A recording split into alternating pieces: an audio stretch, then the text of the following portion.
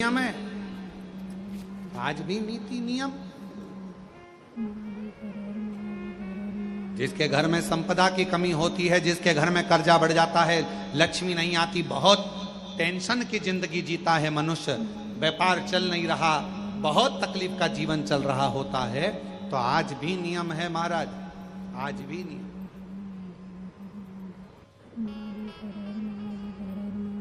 कि सोमवार शुक्रवार ये दो बार ऐसे हैं, इन दो बार को यदि कटोरी में थोड़ा सा शहद रखकर, मधु रखकर यदि लक्ष्मी जी का स्मरण किया जाए और माता लक्ष्मी जी का स्मरण कर कर एक लाल पुष्प उस कटोरी के सम्मुख में माता लक्ष्मी का नाम लेकर रखा जाए और बाद में वही शहद, वही मधु और वही पुष्प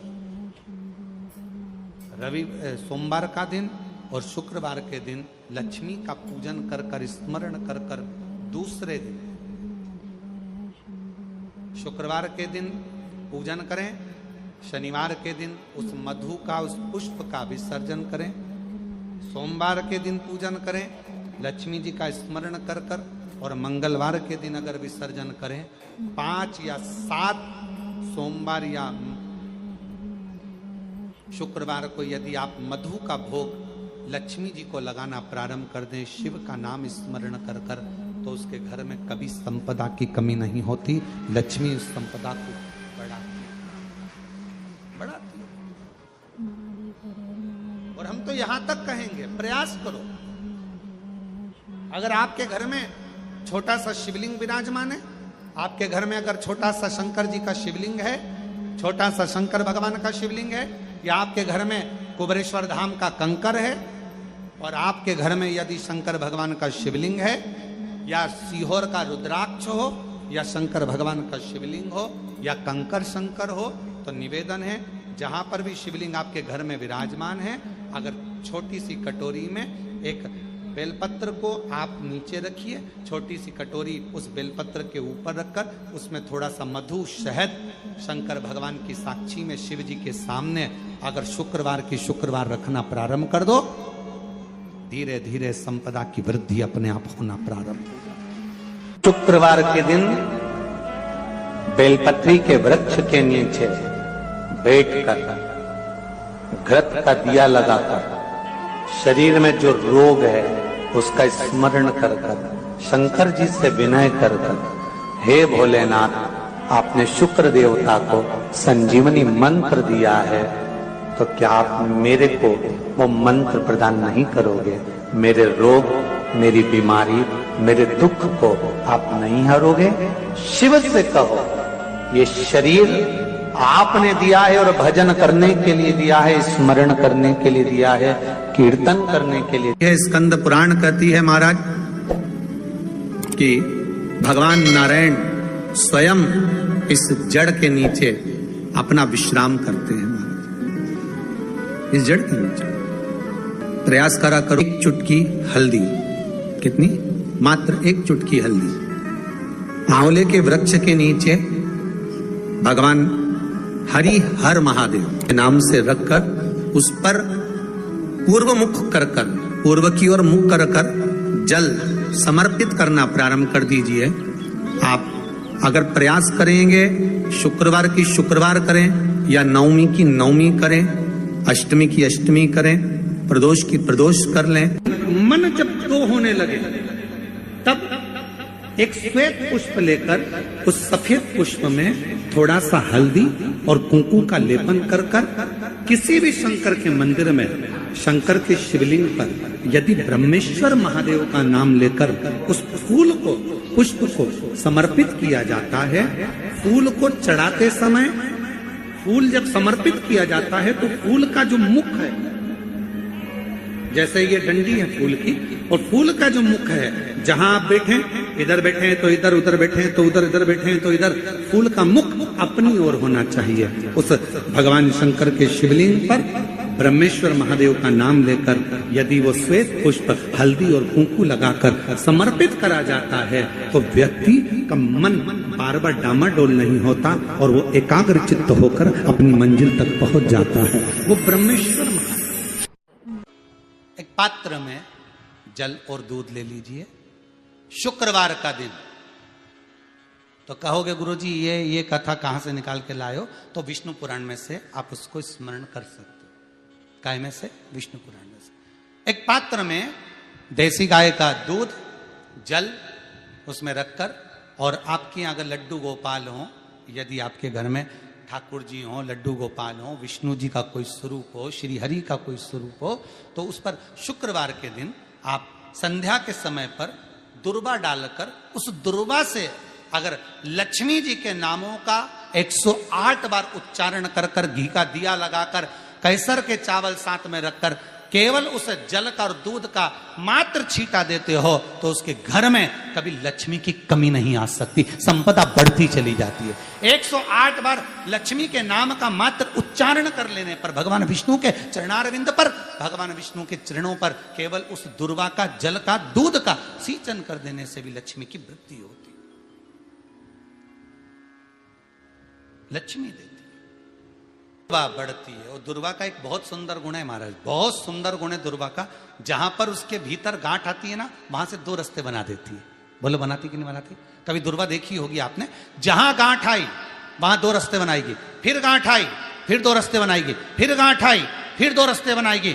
दुर्वा का क्रम ऐसा है कि हम भगवान को दुर्वा क्यों देते हैं, उसका कारण यह है कि मान लो हे परमात्मा, हे शंभु, हे गणेश, हे प्रभु नारायण, अगर मान लो मेरा एक रास्ता चलते चलते गांठ पड़ जाए, एक रास्ता मेरा बंद हो जाए, तो वहां से मेरे दूसरे रास्ते खोल देना। इसलिए दुर्वा भगवान को समर्पित करी जाती है। दुर्वा को समर्पित करने का क्रम ही यही है कि मेरे मार्ग खुल जाए, मेरी राह खुल जाए, मेरा मार्ग चारों तरफ खुलता चले। दुर्वा नीचे की ओर चलते चलते मार्ग खोलती चली जाती है।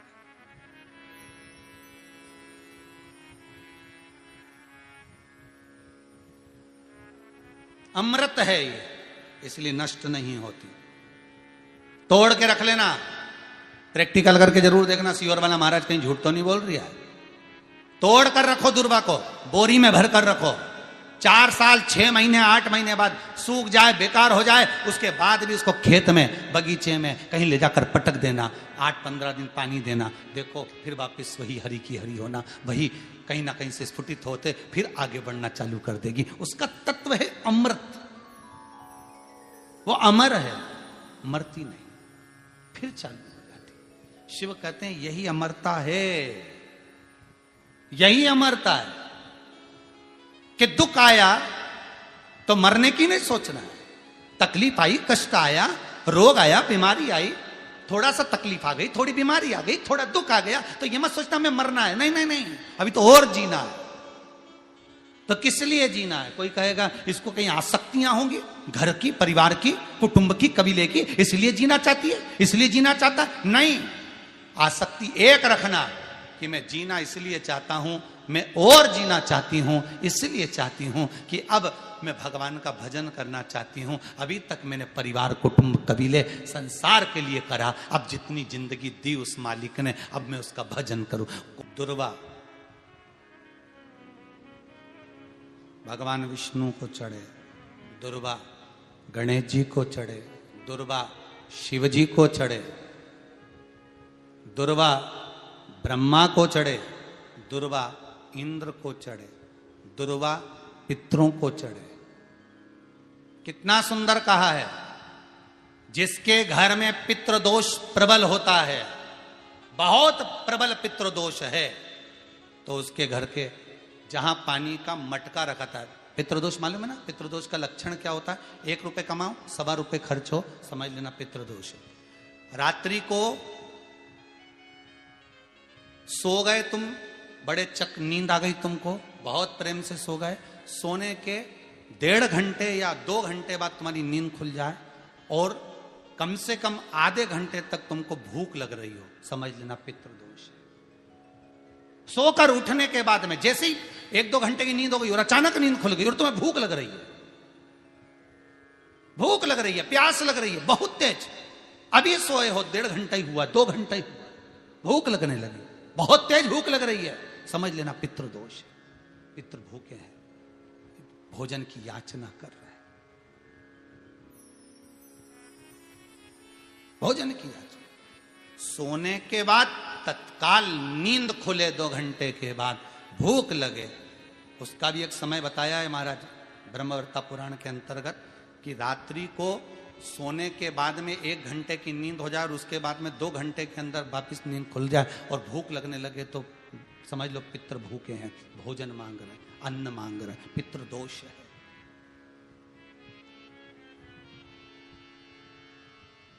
पितृदोष का कुछ कुछ वर्णन किया गया है। घर में एक पात्र के चक्कर में, एक बेडशीट के चक्कर में, एक सामान के चक्कर में विवाद हो रहा है तो समझ लो पितृदोष है। 1 रुपया कमाया, 1.25 खर्च हो रहा है, पितृदोष है। घर में एक बीमार, दूसरा फिर बीमार हो गया, तीसरा फिर बीमार हो गया, एक ठीक हुआ, एक बीमार हुआ, पितृदोष है। पितृदोष का भाव तो उसके लिए करना क्या है? शिव महापुराण की कथा कहती है सुंदर, गणेश जी का चरित्र वर्णन करता है स्कंद पुराण कहती है, विष्णु पुराण कहती है कि दुर्वा 21 दुर्वा की गांठ बनाकर, 7 गांठ 21 दुर्वा की बनाकर जो अपने पितरों का मटका, मटका मतलब परिंदा, हंडा, जो भी पानी का भरते हो, उसके नजदीक में मात्र एक कटोरी में चावल रखकर उसमें अगर दुर्वा रख देता है तो मात्र 5 या 7 दिन में पितृदोष समाप्त होना प्रारंभ हो जाता है। उसके घर में लक्ष्मी की वृद्धि होने लगती है, सुख शांति अपने आप आने लगती है, उसका क्लेश समाप्त हो जाता है। दुर्वा में वो गुण है जो पितृ भी उसका भाग अमृत तत्व प्राप्त करना चाहते, अमृत देना चाहते। और सरल भाषा में समझिए, जिसकी फैक्ट्री नहीं चल रही हो, फैक्ट्री में बार बार कुछ तकलीफ आ रही हो, गाड़ियां नहीं चल रही हो, 4 व्हीलर गाड़ियां ले रखी हैं, कभी ट्रक गड़बड़ हो रहा है, कभी ट्रक में ये हो रहा है, कभी गाड़ी में ये हो रहा है, कभी बस में ये हो रहा है, बस एक काम करना है, दुर्वा का थोड़ा सा भाग लेकर पानी के लोटे में उसको डालकर 5 अक्षत के दाने उसको पटक कर उस गाड़ी के अंदर उस कलश को रख दो, बस आधे घंटे के लिए, और उस पानी को चक्के के चारों तरफ डालते डालते जाइए दुर्वा के साथ में, तकलीफ नहीं देगा। फैक्ट्री का भी यही प्रमाण है। दुर्वा में वो अमृत तत्व छुपा है जिसका सुख आनंद दे जाता है, आनंद। शिव पुराण कह रही है महाराज, दुर्वा का एक नाम और है, उसका नाम है अमृत जन्मा। क्या नाम है? अमृत जन्मा। दुर्वा का एक नाम और है। मारवाड़ी लोग इसको ध्रुवी बोलते हैं, ध्रुव बोलते हैं। दुर्वा का वो सुख, शंकर भगवान गौ माता दूध की धार लगाती है, इसलिए दुर्वा का दूध से बड़ा मिलन है, बड़ा आनंद है, बड़ा सुख है। कोई भी ग्रह अनुकूल नहीं है, सब बेकार चल रहे हो, सब प्रतिकूल चल रहे हो, दूध के पात्र में दुर्वा डाल लो, पीपल के वृक्ष के नीचे चढ़ा कर आओ, राहु केतु शुक्र शनि जो भी गड़बड़ है सब सुधरना चालू हो जाता है। दुर्वा का वो सुख। जिस नदी में स्नान करो, तीर्थ में जाकर उस नदी के पास में कोई बगीचा लगा हो, वहां की दुर्वा को तोड़कर स्नान करते समय नदी में मात्र विसर्जन कर देने पर पितरों को पिंड पहुंच जाता है। मात्र उस दुर्वा का विसर्जन कर देने पर पितरों को पिंड का भाग मिल जाता है। अभी ना तो तुम्हारे पास में आटा है, ना तुम्हारे पास में चावल है, ना तुम्हारे पास में पिंड है, ना कोई तुम्हें संकल्प छुड़ा रहा है, ना कोई तुम्हारे पास में वस्तु है, उसके बाद भी पितरों को भाग मिल रहा है। काय से? केवल एक दुर्वा के तत्व से। स्नान करने से पहले पवित्र नदी में, गंगा यमुना नर्मदा सरयू आदि किसी पवित्र नदी में आप स्नान कर रहे हो, वहां के बगीचे में घूमकर आप जाते तो हो, पैदल ही नहाने जाते हो, तो घाट के आसपास में कोई बगीचा, वहां की दुर्वा तोड़ ली, एक दुर्वा नहाने से पहले अपने पूर्वजों पितरों के नाम से नदी में छोड़ दी। फूल तो छोड़ते ही हो, दिया भी छोड़ते हो, बस एक ही चीज नहीं छोड़ते, वो दुर्वा, और वो ही काम की, वही काम की। तुम कुछ छोड़ो ना छोड़ो, एक दुर्वा का भाग छोड़ दिया, वो पितरों के लिए सुख प्रदान करने वाला। शिव पुराण कह रही है महाराज, देवताओं को अमृत कितनी बार मिला? एक बार। दुर्वा को अमृत कितनी बार मिला? जम के बोलिए, 5 बार। कार्य सिद्धि के लिए 5 दुर्वा गणेश जी को चढ़ाई जाती है, आज भी नियम।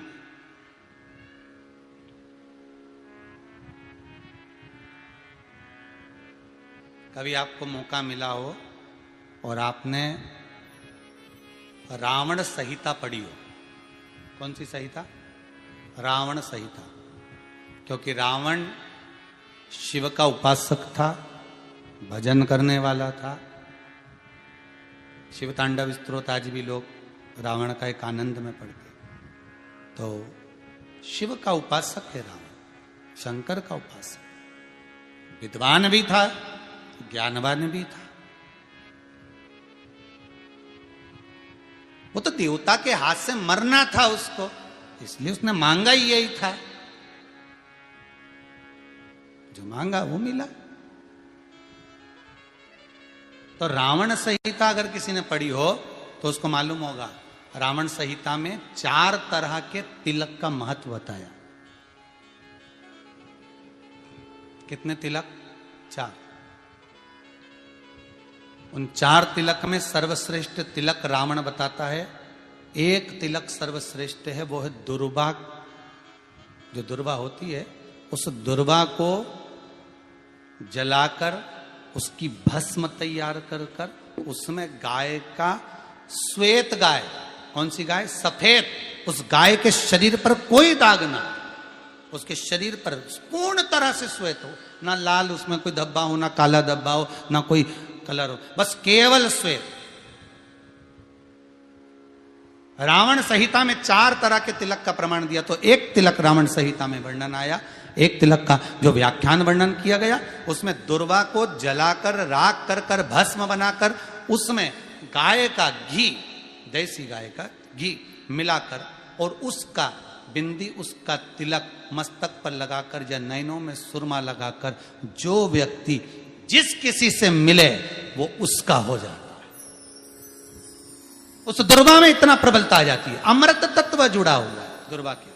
रावण संहिता में 4 तिलक बताएं, उसमें से सबसे 4 तिलक में अलग अलग, एक बेलपत्री की जड़ का तिलक है, एक आंकड़े की जड़ का तिलक है। रावण संहिता में 4 तिलकों का वर्णन है, उसमें मुख्य है सबसे ज्यादा।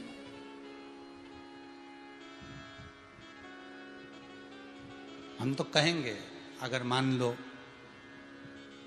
वैसे तो नौकरी करने जाओ, सर्विस करने जाओ तो आंख में काजल लगा कर जा नहीं सकते, नहीं तो लोग ही कह देंगे कहाँ से आया है। मालूम पड़े तुम नौकरी के लिए इंटरव्यू देने जाओ और आंखों में काजल लगा के चले जाओ, तो फिर भी एक प्रयास करना, फिर भी एक प्रयास करना, उस दुर्वा का जो काजल बनाओ, मूछे हो, दाढ़ी हो, कहीं कहीं पर भी उसकी एक बिंदी लगाकर चले जाओ, वह असर करेगी और आपको वो जॉब मिल ही जाएगा, ये पक्का है।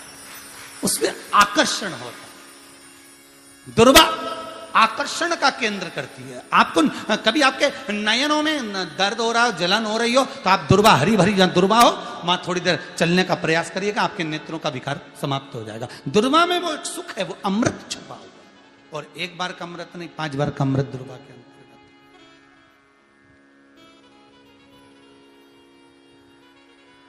कौन से देवता हैं जिनके ऊपर दुर्वा का जल दूध में मिला हुआ छीटा जाए? श्वेत गाय के। देखो, दूध का प्रमाण बार बार दुर्वा के साथ आया, उसका कारण क्या है? क्या कारण हो सकता है उसका? उसका एक कारण है, समुद्र मंथन के समय पर सबसे पहले कुछ निकला था, तो समुद्र मंथन में सबसे पहले निकली थी गौ माता निकली थी। क्या निकली थी? गाय। सबसे पहले निकली थी गाय। और कितनी गाय निकली थी? 5। पहली नंदा, दूसरी सुभद्रा, तीसरी सुरभि, चौथी सुशीला, 5वीं बहुला। ये 5 गाय समुद्र मंथन में निकली। अब समुद्र मंथन में जब गौ माता निकली तो सारे 33 कोटि देवता मंथन में जो लगे हुए थे, उन मंथन को करते करते देवता थक चुके थे। सारे देवता थक चुके थे। बहुला सुरभि और सुशीला से बोली, सुभद्रा से बोली, नंदा से बोली, अपना काम है, एक काम करो, अपन आप रूप दूध की धार बहाना प्रारंभ करो, अपने आप दूध की धार हम मृत्युलोक में हम भेजें इन देवताओं के लिए, तो देवताओं को अमृत तत्व मिलेगा, आनंद होगा। और गौ माता ने ऊपर खड़े होकर जो दूध बहाना प्रारंभ करा, वो देवताओं के मुख में आधा तो गया और आधा दूध समुद्र पर जब गिरा, और जो मंथन चल रहा था उस मंथन के चलते, कभी दूध का दही का मंथन करना तो क्या निकल कर आएगा, मक्खन आ जाएगा। वो मक्खन तेड़ता हुआ समुद्र की लहर से दुर्वा पर जा पड़ा। इसलिए आज भी दुर्वा के साथ में गौ माता के दूध का बड़ा प्रमाण है, वो भी देसी गाय, जर्सी नहीं, विदेशी नहीं, देसी गाय। और देसी गाय का दूध का बड़ा बड़ा प्रमाण है साहब। हम कई बार कथाओं में कहते हैं, जैसा खाया अन्न, बोलते जाओ, वैसा हो गया मन, जैसा पिया पानी वैसी हो गई वाणी, और जैसा पिया दूध वैसी बन गई बुद्ध। बुद्धि कैसे बनी है? दूध से बनी। डब्बे का दूध पियोगे तो डब्बे हो जाओगे, थैली का दूध पियोगे तो थैली, बोतल का दूध पियोगे तो बोतल। दूध का बड़ा असर।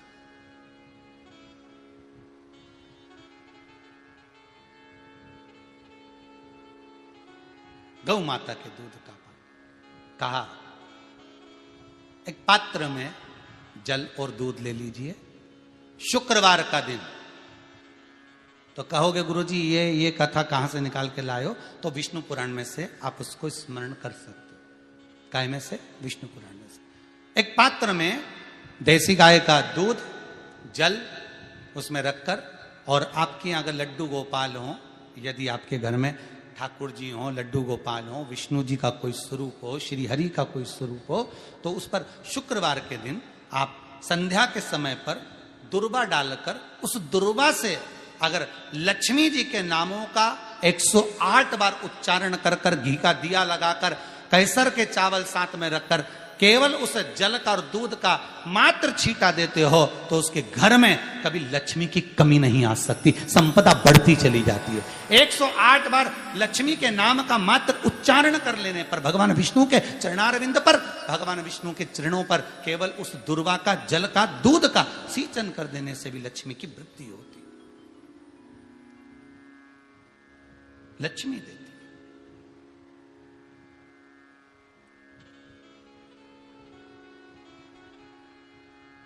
दुर्वा बढ़ती है, और दुर्वा का एक बहुत सुंदर गुण है महाराज, बहुत सुंदर गुण है दुर्वा का। जहां पर उसके भीतर गांठ आती है ना, वहां से 2 रास्ते बना देती है। बोलो बनाती कि नहीं बनाती? कभी दुर्वा देखी होगी आपने। जहां गांठ आई वहां 2 रास्ते बनाएगी, फिर गांठ आई फिर 2 रास्ते बनाएगी, फिर गांठ आई फिर 2 रास्ते बनाएगी। दुर्वा का क्रम ऐसा है कि हम भगवान को दुर्वा क्यों देते हैं? उसका कारण यह है कि मान लो, हे परमात्मा, हे शंभु, हे गणेश, हे प्रभु नारायण, अगर मान लो मेरा एक रास्ता चलते चलते गांठ पड़ जाए, एक रास्ता मेरा बंद हो जाए, तो वहां से मेरे दूसरे रास्ते खोल देना। इसलिए दुर्वा भगवान को समर्पित करी जाती है। दुर्वा को समर्पित करने का क्रम ही यही है कि मेरे मार्ग खुल जाए, मेरी राह खुल जाए, मेरा मार्ग चारों तरफ खुलता चले। दुर्वा नीचे की ओर चलते चलते मार्ग खोलती चली जाती है।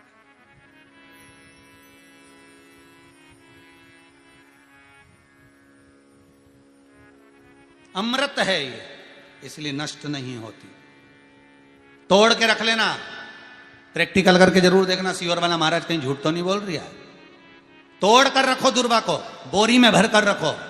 4 साल, 6 महीने, 8 महीने बाद सूख जाए, बेकार हो जाए, उसके बाद भी उसको खेत में, बगीचे में कहीं ले जाकर पटक देना, 8-15 दिन पानी देना, देखो फिर वापस वही हरी की हरी होना, वही कहीं ना कहीं से स्फुटित होते फिर आगे बढ़ना चालू कर देगी। उसका तत्व है अमृत,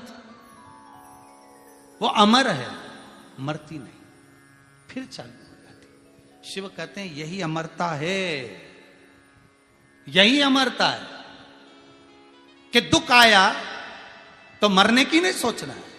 तकलीफ आई, कष्ट आया, रोग आया, बीमारी आई, थोड़ा सा तकलीफ आ गई, थोड़ी बीमारी आ गई, थोड़ा दुख आ गया, तो ये मत सोचना मैं मरना है। नहीं नहीं नहीं, अभी तो और जीना है।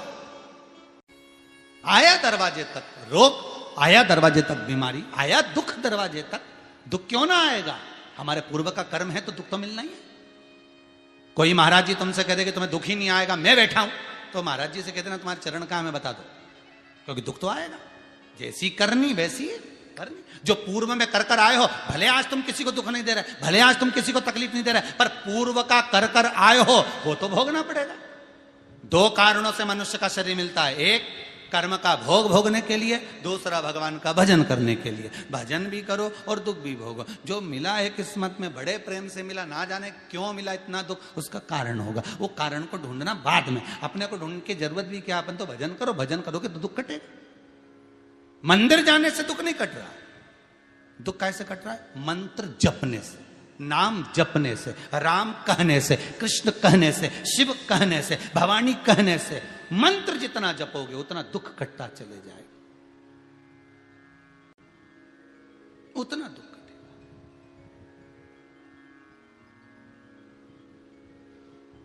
भोला सब दुख काटो म्हारा, ओ भोला सब दुख काटो हमारा।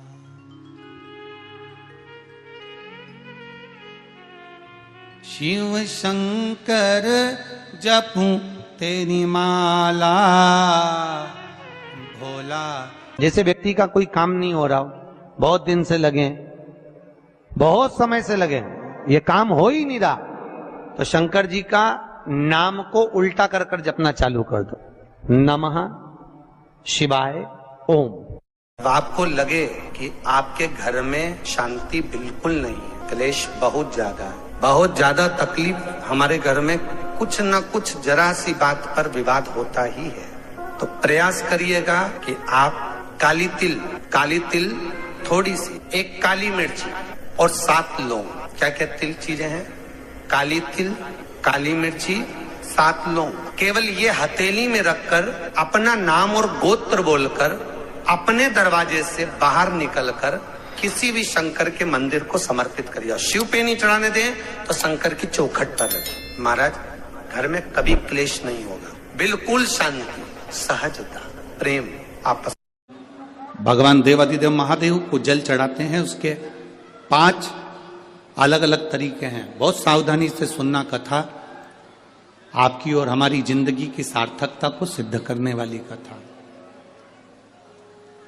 आज पंजाब की इस पवित्र भूमि पर अगर यह प्रसंग निकला है तो इसको आप अगर सुनेंगे तो आपका जीवन सार्थक होगा। शिव जी को 5 तरह से जल चढ़ाने का तरीका है। जैसे पंचामृत होता है, दूध, दही, शहद, घी, शक्कर, ये सब पंचामृत के अंतर्गत आते हैं, उसी तरह शंकर जी को 5 तरह से जल चढ़ाने का क्रम वर्णित किया गया। अब उसको समझेंगे, बहुत सावधानी से समझिएगा। पहला, जल लेकर आए, सीधे डायरेक्ट शंकर भगवान के शिवलिंग पर चढ़ा दिया, ये प्रथम जल का चढ़ाने का तरीका। दूसरा, जहां से पानी बहकर जाता है, जहां से जल बहकर जा रहा है, उसके ठीक विपरीत जल उत्तर में जा रहा है, आप दक्षिण में खड़े होंगे और दक्षिण में खड़े होकर उत्तर की ओर मुख करेंगे और शिव जी को जल समर्पित करेंगे। यह रोग मुक्ति करने वाला है और हमारे रोग पर हमें विजय प्रदान करने वाला।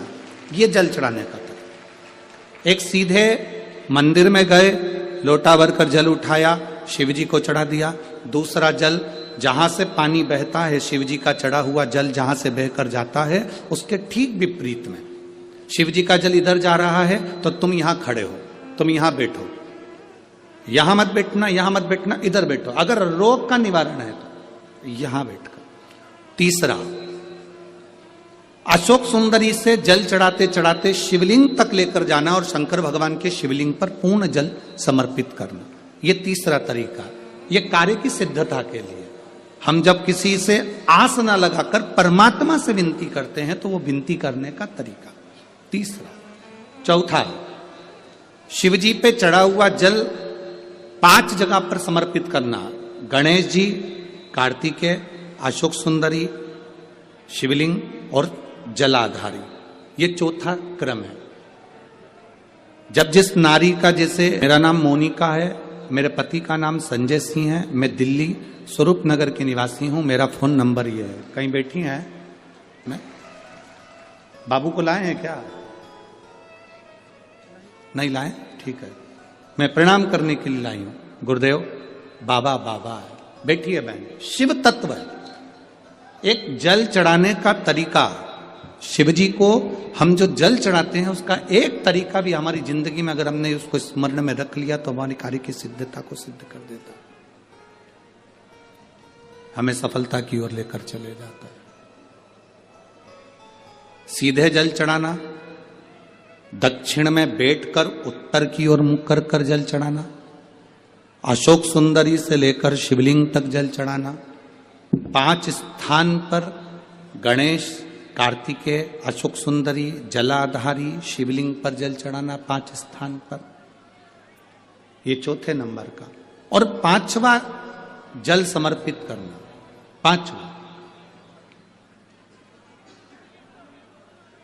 5वें नंबर का जल।